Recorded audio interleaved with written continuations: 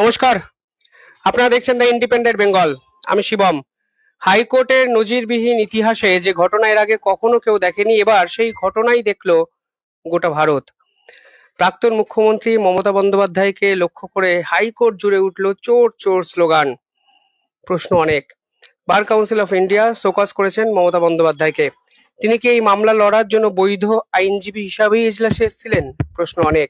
নাকি এই পুরোটাই রাজনৈতিক গিমিক? সবকিছুর উত্তর দিতে আমার সঙ্গে এই মুহূর্তে উপস্থিত আছেন আইনজীবী ফিরদৌস সামিম স্যার। প্রথমে দ্য ইন্ডিপেন্ডেন্ট বেঙ্গলে স্বাগত। প্রথমত, হ্যাঁ, মমতা বন্দ্যোপাধ্যায়ের কোর্টে চলে আসা এবং আইনজীবী হিসাবে সওয়াল করতে যাওয়া, এই পুরো বিষয়টাকে আপনি কিভাবে দেখছেন? দেখুন, যে কোনো আইনজীবীরই আইনজীবী হিসেবে প্র্যাকটিস করাকে আমি সবসময় স্বাগত জানাই, এবং আমি প্র্যাকটিসিং অ্যাডভোকেটদের আমি সবসময় বলি, মানে অ্যাডভোকেটদের তিনি যে ফিল্ডে যান না কেন, কিছুদিন যদি তার লয়ের ডিগ্রি থাকে, তার যদি বার কাউন্সিলে নাম এনরোল থাকে, তাহলে তার কিছুদিন প্র্যাকটিস করা উচিত। এটা এই কারণে প্র্যাকটিস করা উচিত, তার কারণ হচ্ছে তার অভিজ্ঞতা হয়। তিনি পরবর্তীতে কর্পোরেট সেক্টরে যেতে পারেন, তিনি যে কোনো সেক্টরে যেতে পারেন। আপনি একজনকে অ্যাডভোকেট হিসেবে এনগেজ তখনই করতে পারবেন যখন তার নাম অ্যাডভোকেট রোলে থাকবে, তিনি অ্যাডভোকেট অ্যাক্ট দ্বারা গভর্ন হবেন। যদি কেউ পার্মানেন্ট কোনো পদে থাকে, তাহলে তার প্র্যাকটিসটা কিন্তু স্থগিত হয়ে যায়। পরবর্তীতে তার প্র্যাকটিস চালু করার জন্য তাকে রিজামশন অফ প্র্যাকটিস করতে হয়, এবং একটা প্রপার ফিস জমা দিয়ে তারপরে রিজামশন অফ প্র্যাকটিস করতে হয়। সেটা সেই প্র্যাকটিসের রিজামশন করার যখন অনুমতি বার কাউন্সিল দেয়, তখনই তিনি প্র্যাকটিস করতে পারেন। আমি একটা উদাহরণ দিই। ধরুন, কলকাতা হাইকোর্টের একজন বিচারপতি, আমি একদম নাম করে বলছি, বিশ্বজিৎ বসু, তিনি তার প্র্যাকটিসের জন্য, রিজামশন অফ প্র্যাকটিসের জন্য তিনি ফিস জমা দিয়েছেন জানুয়ারি মাসে। আর আজকে কি মাস? মে মাস। তাহলে জানুয়ারি, ফেব্রুয়ারি, মার্চ, এপ্রিল, মে, একজন প্রাক্তন বিচারপতি তিনি প্র্যাকটিস রিজিউম করতে চাইছেন সুপ্রিম কোর্টে। হাইকোর্টের বিচারপতি ছিলেন, চাইলে সুপ্রিম কোর্টে প্র্যাকটিস করতে পারেন। এখনো পর্যন্ত বার কাউন্সিলের মিটিং কন্ডাক্ট করে তার প্র্যাকটিসের রিজামশন হয়নি। দুদিন আগে মমতা বন্দ্যোপাধ্যায় একটি পার্মানেন্ট পোস্টে ছিলেন, আমি জানি না দুদিনের মধ্যে, এক সপ্তাহের মধ্যে তার প্র্যাকটিস রিজামশন হয়ে গেছে। দেখুন, আপনি এতদিন ধরে কি বেআইনি কাজ করেছেন সেইটা নিয়ে অনেক আমি একটার পর একটা মামলা করেছি, সিবিআই ইডি তদন্তের নির্দেশ হয়েছে। আমরা এই মমতা বন্দ্যোপাধ্যায়ের 15 বছরের মামলা করতে গিয়ে কি কি ফেস করেছে আপনি সব থেকে ভালো জানেন। মামলা করতে গিয়ে আদালত কক্ষে ঢুকতে দেওয়া হবে না, আদালতের সামনে বসে পড়া, আদালত কক্ষে তালা মারা, বিচারপতির বাড়িতে পোস্টারিং করা। আমার চেম্বারের নিচের কি অসভ্যতা আমি দেখেছেন, বিচারপতির ছবি প্রিন্ট করে নিয়ে এসে, এবং আপনি দেখেছেন তারা ওইসব তিরপল নিয়ে এসেছিল, তিরপল নিয়ে এসে বসে পড়ে সেখানে একটি আইনজীবী চেম্বারের সামনে ডেমনস্ট্রেশন দেখাচ্ছে। করতে পারেন? এই অসভ্যতা আমি শিখিয়েছিলেন কে? মমতা বন্দ্যোপাধ্যায়ের আমলে এই অসভ্যতা। আমি চাই না দেখুন হাইকোর্ট চত্বরে কোন প্রকার অসভ্যতা আমি হোক। এটা তো ঠিক, এই অসভ্যতা আমি আপনি শিখিয়েছিলেন, অস্বীকার করতে পারবেন না তো। একসময় আপনি কি বলতেন যে সব কথায় কথায় আদালত চলে যায়, আজকে আপনি কেন আসছেন? আমরা সেদিনই বলেছিলাম যে এই প্রতিষ্ঠানটিকে দুর্বল করবেন না। আপনি আজকে ক্ষমতায় আছেন, আপনি বুঝতে পারছেন না এই প্রতিষ্ঠানটির গুরুত্ব কি। আর আজকে যখন আপনি ক্ষমতায় নেই, তখন হাত পা ছুড়ে কাঁদছেন, তখন এই প্রতিষ্ঠান ধরে বাঁচার চেষ্টা করছেন। এই প্রতিষ্ঠানটা ছিল বলে আজকে এসে দাঁড়াতে পারছেন। দেখুন, আপনার আইনজীবী হিসেবে অ্যাপিয়ার করার মতো উপযুক্ত সার্টিফিকেট ছিল কি ছিল না, রিজামশন হয়েছে কি হয়নি আমি জানি না, কিন্তু এটা ঠিক, যদি কেউ পার্মানেন্ট কোনো পোস্টে থাকে, অফিস অফ প্রফিট যদি হয়, একজন এমএলএ বা একজন এমপি প্র্যাকটিস করার মধ্যে কোনো প্রকার প্রতিবন্ধকতা নেই, কিন্তু একজন মিনিস্টার, একজন আইএস অফিসার, একজন ডাব্লিউবিসিএস অফিসার, তিনি পার্মানেন্ট পদে আছেন, তিনি কিন্তু প্র্যাকটিস করতে পারেন না, কারণ ওটা পার্মানেন্ট পদ। যদি তিনি তার প্র্যাকটিসটা বন্ধ হয়ে যায় সেই সময়কালের জন্য চাকরি পরে, অনেকে আছেন চাকরি জীবন শেষ হয়ে গেছে রিজার্ভেশন করে প্র্যাকটিস করতে হবে, কিন্তু তাকে প্রপার নিয়মটাকে ফলো করতে হবে। একজন বিচারপতির 5 মাস ধরে প্র্যাকটিস রিজার্ভেশন হলো না, একজন মুখ্যমন্ত্রী এখন পর্যন্ত বার কাউন্সিল নেই, এখন বার কাউন্সিলের ভোটের কাউন্ট হচ্ছে, তাহলে আইদার বলতে হবে আপনি ইনপার্সন করেছেন, কিন্তু আপনার তো আজকে ইনপার্সন মামলা ছিল না লিস্টে, তাহলে আপনি বলুন ইনপার্সন করেছেন নাকি অ্যাডভোকেট হিসেবে অ্যাপিয়ার করেছেন। অ্যাডভোকেট হিসেবে অ্যাপিয়ার করলে আপনার অ্যাডভোকেট হিসেবে অ্যাপিয়ার করার মতো উপযুক্ত সার্টিফিকেট ছিল, প্র্যাকটিস রিজিউম করেছেন। দেখুন আসলে বিষয়টা কি হয়েছে বলুন তো, বিষয়টা হয়েছে মানে অবৈধ কাজ করতে করতে করতে করতে করতে করতে উনি মনে করেন আমি আইনের ঊর্ধ্বে, আমি যা করবো সেটাই আইন। না, এটা নয়। আপনাকে তো বারবার এই কথাটাই স্মরণ করিয়ে দিতে চেয়েছিলাম আপনার 15 বছরের শাসনকালে, যে আপনি দুর্নীতি করছেন, এই ছেলেদের, যোগ্য ছেলেদের বঞ্চিত করে অযোগ্যদের চাকরি দিচ্ছেন, আপনি বিভিন্ন প্রকল্পে দুর্নীতি করছেন, এটাই তো মনে করে দিতে চেয়েছিলাম। তারপরে যখন আদালতে গেছি আপনারা তখন বক্রোক্তি করেছেন, আপনারা বলেছেন যে ওরা কথায় কথায় আদালতে গিয়ে আটকে দেয়। আদালতে যুক্তি না থাকলে আটকানো যায় না ম্যাডাম, আজকে বুঝতে পারছেন তো, আজকে এসে বুঝতে পারলেন তো যে বক্রোক্তি করা সেদিন ভুল ছিল। আজকে এসে তো বুঝতে পারছেন যে যদি এই প্রতিষ্ঠানটা না থাকতো, আজকে আপনি 1 সপ্তাহ আগেকার প্রাক্তন মুখ্যমন্ত্রী, 1 সপ্তাহ আগেও আপনি মুখ্যমন্ত্রী ছিলেন, আর এই প্রাক্তন মুখ্যমন্ত্রী আজকে এসে আপনার দাঁড়ানোর একমাত্র জায়গা, আপনি এখন একটা মিছিল করতে পারেননি, একটা মিটিং করতে পারেননি, কিন্তু আপনি আদালতে আসতে পারেননি, আদালতটা ছিল বলে। এই আদালতটাকে আপনি ভাঙতে চেয়েছিলেন, এই বিচার ব্যবস্থাটাকে আপনি ভাঙতে চেয়েছিলেন। আপনি এই বিচারালয়ে আপনি তালা মেরে সেখানে সামনে বসে পড়ে বিচারপতির বাড়িতে পোস্টারিং করে, আইনজীবীদের মানে চেম্বারে, আমার চেম্বারের নিচে ডেমনস্ট্রেশন করে, আপনার সমস্ত রকম যা যা করেছেন এই অসভ্যতামি আমি আর ক্যামেরার সামনে বলতে চাই না। এই অসভ্যতামি আপনার করাটা সেদিন অনুচিত হয়েছিল।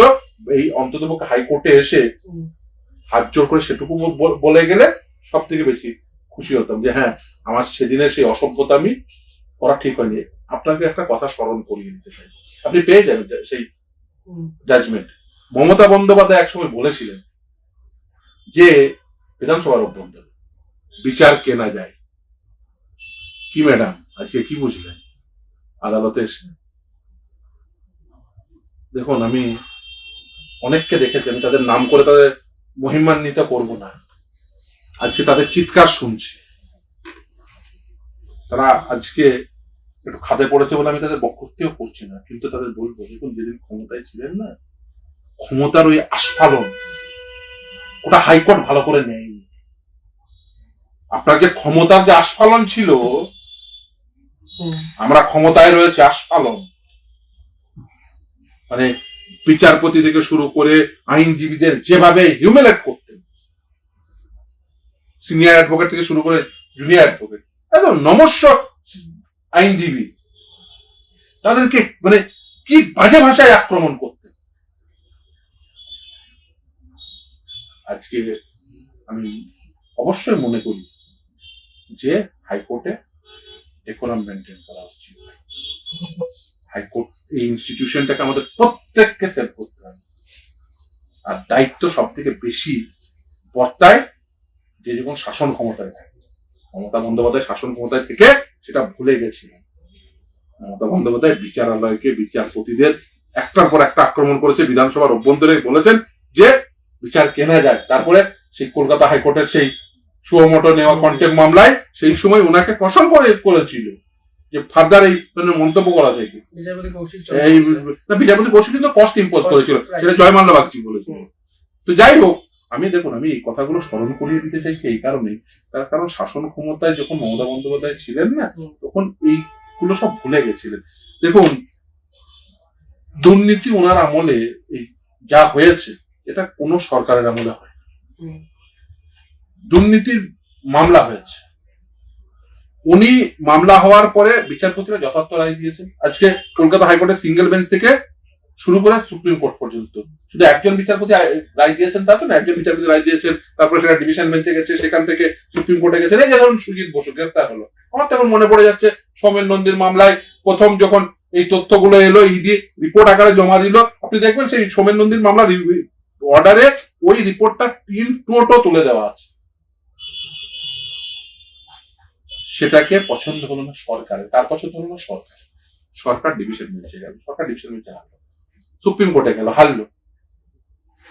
সুপ্রিম কোর্টে গিয়ে একজন বিচারপতির নামে অ্যালিগেশন দিল, সুপ্রিম কোর্ট অন্য আর একজন বিচারপতিকে নিতে বললো, সেখানে রিভিউ হলো, সেখানেও হারলো।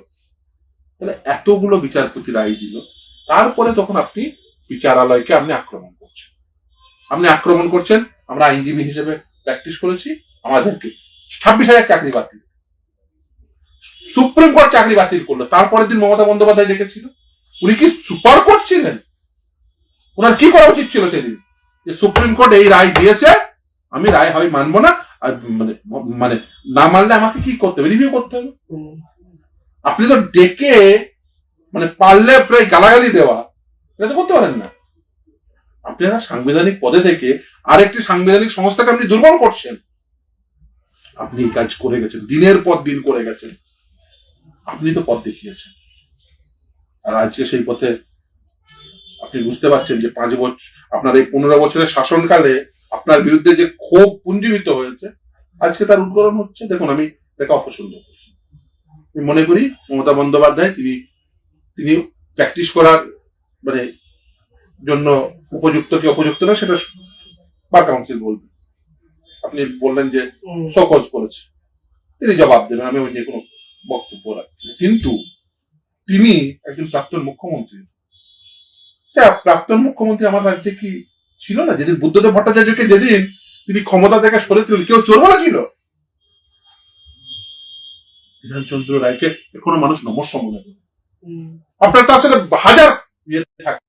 শাসনকালে কোন বিচারপতির বিচার কেনা যায় বলে যাননি, তিনি কোন বিচারালয়ের বাইরে তার কমরেডদের বসে পড়ার জন্য বলে যাননি।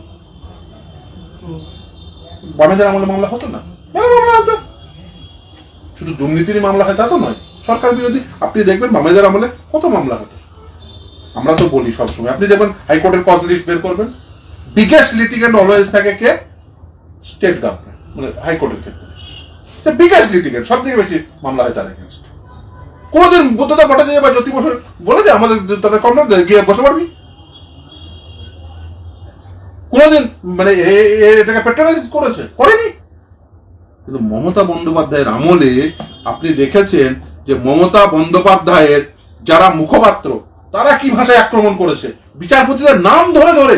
এবার বিচারপতিদের, তারা যখন ক্ষমতায় রয়েছেন, শাসন ক্ষমতায় রয়েছেন, মমতা বন্দ্যোপাধ্যায় শাসন ক্ষমতায়, বিচারপতিদের তাদের মুখপাত্ররা বিচারপতিদের নাম করে করে অমুক অমুক অমুক, মানে এই কথা বলার স্পর্ধাটা কোথা থেকে আসে? যদি না তার পেছনে সর্বোচ্চ ক্ষমতাশালী ব্যক্তিরা তাদেরকে সেটাকে ব্যাকআপ না দেয়। আর আজকে যখন ক্ষমতা থেকে চলে গেছেন, তখন ভাবছেন আদালতকে হাতিয়ার করে যদি লেফটমার্কে একটা কাজ করা যায়। দেখুন, উনি যদি সত্যি চাইতেন যে বিচার হোক, উনি যদি চাইতেন যে পোস্টপল ভায়োলেন্স হয়েছে তার বিচার হোক, তাহলে উনি কি করতেন? এতদিন তো উনার সমস্ত মামলা, চুরির মামলা আটকানোর জন্য কন্যা আইনজীবী দাঁড় করিয়েছে। আর আমি মনে করি তৃণমূলের যথেষ্ট হবে। দেখুন, আজকে আপনি হঠাৎ করে এলেন, সকালবেলা এলেন, এসে বিরাট সাবমিশন করে দেবেন, হয় না। এটা ওই হিন্দি বা ওই দক্ষিণের ফিল্ম না, বা ওই কি একটা সিরিয়াল হতো, ওরা ওই সিরিয়াল দেখে ওই সিরিয়ালের ওই আইনজীবী না। সকালবেলা এলেন আর দুপুর বেলায় মনে হলো যে বিরাট ফাটিয়ে সাবমিশন করে অর্ডার নিয়ে চলে গেল। ওই হিন্দি ফিল্মে হয়, ও দক্ষিণের ফিল্মে হয়, বা ওই সিরিয়ালে হয়। হাইকোর্টটাকে সিরিয়ালের সেট নেই না, দক্ষিণ ফিল্মের সেট। আপনি এলেন দক্ষিণ ফিল্মের কায়দায়, গাউনটা উঠছে, দিয়ে ঢোকে পড়লেন আর বিরাট অর্ডার করে নিয়ে চলে গেলেন। আর মনে হলো পকেট থেকে দুটো এরকম করে ছবি দেখিয়ে দিলেন, ওইভাবে মামলা হয়নি। এবং এখানে মামলা নির্দিষ্ট নিয়মে হয়। এখানে মামলা শিখতে হয়, মামলা কি করে তৈরি করবেন সেটা শিখতে হয়, কি করে প্লিট করবেন সেটা শিখতে হয়, বছরের পর বছর শিখতে হয়। এটা গুরুমুখী বিদ্যা, গুরুর কাছে গিয়ে সেটা শিখতে হয়, শিখে তারপরে তখন আস্তে আস্তে আস্তে আস্তে অ্যাপিয়ার করতে করতে করতে তখন আস্তে আস্তে গুরুদেব তৈরি হতে। দেখুন আমরা একজন, আমি যদি বলেন একজন প্রাক্তন বিচারপতি, তার প্র্যাকটিস রিজিউম হচ্ছে না 5 মাস ধরে, তার প্র্যাকটিস রিজামশন হলে গোটা জুডিশিয়ারি, যে কোনো বিচারপতি, তার অভিজ্ঞতা রয়েছে, তার বারের অভিজ্ঞতা রয়েছে, তার বেঞ্চের অভিজ্ঞতা রয়েছে, তিনি যদি আবার প্র্যাকটিসে রিভাইভ করেন, তিনি যদি প্র্যাকটিসে আসেন, গোটা জুডিশিয়াল সিস্টেম উপকৃত হবে। তিনি উপযুক্ত সাবমিশন করে সেখানে আপনি যদি বলেন উপযুক্ত কেস ল তৈরি হবে, প্রেসিডেন্ট হিসেবে সেগুলো ইউজড হবে, সেগুলো আমরা যেগুলো আমরা সাইটেশন হিসেবে দেখাই, এগুলো কি হয়, এগুলো আইনজীবী তাদের সাবমিশন, আদালত সেই সাবমিশনের উপর ভিত্তি করে যে জাজমেন্ট দেবেন সেটার উপর ভিত্তি করে সাবমিশন যত স্ট্যান্ডার্ড যত ভালো হবে, জাজমেন্টের স্ট্যান্ডার্ডও তত ভালো হবে। এই জুডিশিয়াল সিস্টেম তাদের এনরিচ হবে, নতুন ছেলেমেয়েরা আসবে সেই জাজমেন্ট পড়ে তারা এনরিচ হবে। এই সিস্টেমকে এনরিচ করার মতো যে কাজ, সেই কাজ হচ্ছে না, অথচ এই সিস্টেমটাকে মানে খেলো করার জন্য কিছু লোক চলে আসছে। সিস্টেমটাকে খেলো বানাবেন না, অনেক খেলো বানিয়েছে গত 15 বছরে। এই সিস্টেমটাকে খেলো করার জন্য আপনি অনেক কিছু পদক্ষেপ করেছেন, কখনো বিচারপতির বাড়িতে পোস্টারিং, কখনো আইনজীবীদের চেম্বার আক্রমণ, যা নয় তাই করেছে, বিচারালয়ের বাইরে বসে পড়া। আর আজকে আবার নতুন করে যে মনে হলো, আপনি মুখ্যমন্ত্রী ছিলেন, মনে হলো চলো আজকে সকালবেলায় ফটো মার্কা একটা কাজ করতে হবে, চলো সব লোকজনকে ডাকো, চলো আমি একটা ধর্মদাদা থেকে একটা কোর্ট গাউন কিনে নিয়ে এলাম, চলো যা ইচ্ছা হলো দুটো পেপার কাটিং, দুটো ছবি নিয়ে এরকম করে বাড়িয়ে দিলাম, হয়ে গেল আইনি প্র্যাকটিস এগুলো হয় না। সত্যি তো, হাইকোর্টটা যাই হোক নাটকের রঙ্গমঞ্চ নয়, এটি একটি গুরুমুখী বিদ্যা। যদিও যিনি আজকে অ্যাপিয়ার করেছেন তিনি নিজেকে হয়তো ভাবেন গুরুতন্ত্রের শেষ কথা, কিন্তু আজ হাইকোর্টে যে ভাবধারা তিনি বুঝে গেলেন, আমার মনে হয় তার রাজনৈতিক ইতিহাসেও, তার মননে, তার চিন্তায় চিরস্থায়ী হয়ে থেকে যেতে পারে। দেখলাম না ইন্ডিপেন্ডেন্ট বেঙ্গল। অসংখ্য ধন্যবাদ স্যার, ধন্যবাদ আপনাদের।